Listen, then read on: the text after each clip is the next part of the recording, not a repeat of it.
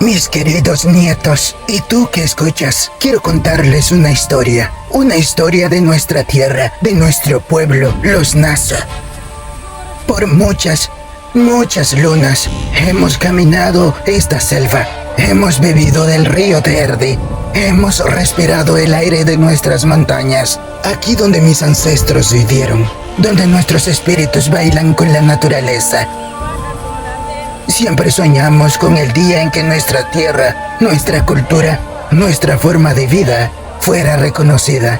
Luchamos con el corazón en la mano, con la voz unida. No fue fácil, hijos míos, pero nunca perdimos la esperanza.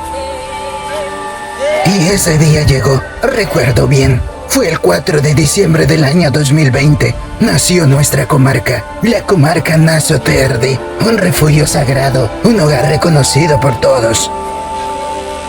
Este año, mis pequeños, en este 2025, vamos a celebrar 5 años de ese gran día. 5 años parece poco, pero es mucho, porque es el inicio de un futuro más fuerte para todos nosotros, para que ustedes, mis nietos, crezcan sabiendo quiénes son, de dónde vienen y el valor de nuestra herencia.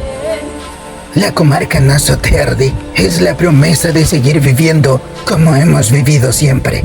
Respetando la tierra, honrando a los mayores, enseñando a los pequeños. Es nuestro camino, nuestra luz. Comarca Naso Terdi, nuestra tierra, nuestra cultura, nuestro futuro. Celebremos juntos estos 5 años.